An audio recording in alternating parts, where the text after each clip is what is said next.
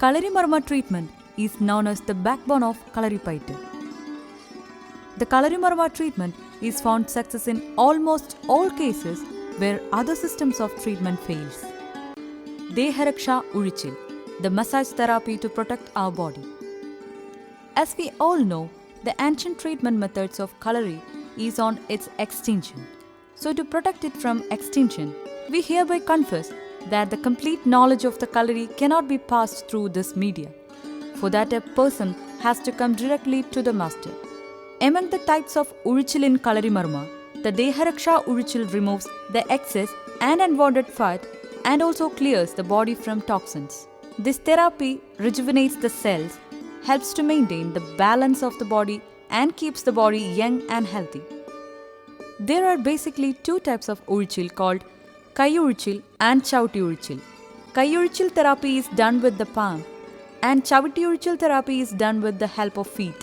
According to a person's physical structure, the Ulichil therapy extends to 3 days, 5 days, 7 days, 14 days and 21 days respectively. കളരിമർമ്മ ചികിത്സ കളരിപ്പയറ്റിൻ്റെ നട്ടെല്ലായിട്ടാണ് അറിയപ്പെടുന്നത്. മറ്റു ചികിത്സാ രീതികൾ പരാജയപ്പെടുമ്പോൾ കളരിമർമ്മ ചികിത്സയിലൂടെ രോഗങ്ങളെ അകറ്റി നിർത്തുവാൻ സാധിക്കുന്നു. ദേഹരക്ഷ ഒഴിച്ചൽ അഥവാ സുഖത്തിരുമ്പ്. അന്യം നിന്നു പോയിക്കൊണ്ടിരിക്കുന്ന ഈ കളരി ചികിത്സാ രീതികൾ നഷ്ടപ്പെട്ടു പോകാതിരിക്കാനാണ് ഈ സംരംഭം തുടങ്ങിവച്ചിട്ടുള്ളത്. ഈ രീതികളിലൂടെ കളരി ചികിത്സകളുടെ പൂർണ്ണത ലഭ്യമാകണമെന്നില്ല. നേരിട്ടുള്ള അഭ്യാസനത്തിലൂടെ മാത്രമാണ് ഇത് പ്രാവർത്തികമാക്കേണ്ടത്.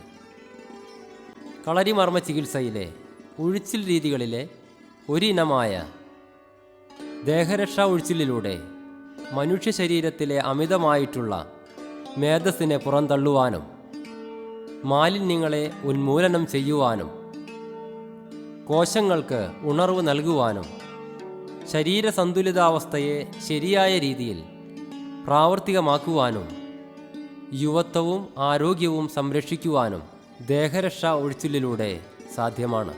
ഈ ഒഴിച്ചിൽ രീതികളിൽ കൈയൊഴിച്ചിലും ചവിട്ടൊഴിച്ചിലും നടത്തപ്പെടുന്നു.